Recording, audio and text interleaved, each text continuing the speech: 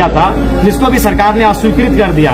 यानी मेरे दो जो आज संशोधन मैंने दिया था, दो सुझाव दिए थे सरकार को बिल में संशोधन करने का, और दोनों में मेरा सुझाव था कि स्थानीय झारखंड के मूल निवासी को वहां रखा जाए, और दोनों प्रस्ताव को राज्य सरकार ने इस विधेयक में खारिज कर दिया है। तो इससे ये स्पष्ट हो जाता है कि राज्य सरकार भले मंचों में आकर घड़ियाली आंसू बहाए, मंचों में ये कहे कि हम आदिवासी मूलवासी की सरकार है, लेकिन आज मेरे संशोधन को खारिज करना, मेरे प्रस्ताव को खारिज करना, अस्वीकार करना उनकी मंशा को साफ दर्शाता है कि वो राज्य का हितकर नहीं है, वो राज्य के मूलवासियों का, आदिवासियों का भला नहीं चाहती है। और एक होता है, सरकार को इतनी कुंठित मानसिकता के साथ कार्य नहीं करना चाहिए। योगदान अगर गुरु जी का है तो योगदान जयपाल सिंह मुंडा का भी है, योगदान विनोद बिहारी महतो का भी है, लेकिन सवाल को यह करके खारिज कर दिया गया कि जगह ही नहीं है।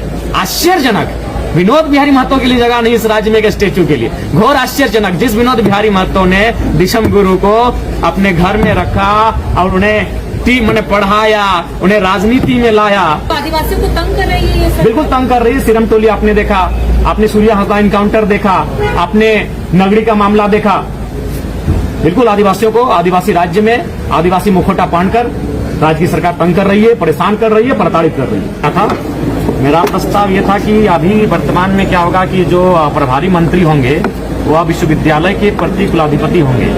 तो मैंने उनको ये सुझाव दिया था कि उनके स्थान पर राज्य के मूल निवासी शिक्षाविद, जिनका राज्य या देश में शैक्षणिक एवं प्रशासनिक कार्यों का लंबा अनुभव रहा हो, उनका मनोनयन सरकार द्वारा किया जाए प्रति कुलाधिपति के तौर पर। तो उन्होंने अस्वीकार कर दिया, और मैंने ये भी रखा था कि झारखंड के मूल निवासी हों।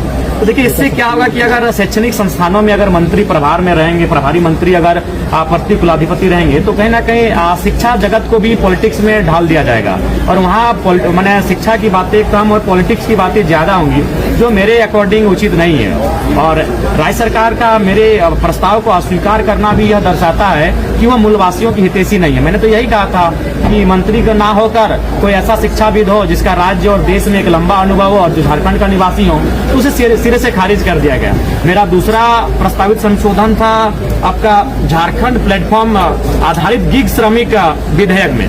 उसमें भी मैंने कहा था उनमें 3 प्रतिनिधि चयन करने की बात कही गई, जहां मैंने झारखंड के मूल निवासी को अंतर स्थापित किया जाए, ये प्रस्ताव मैंने दिया था, जिसको भी सरकार ने अस्वीकृत कर दिया।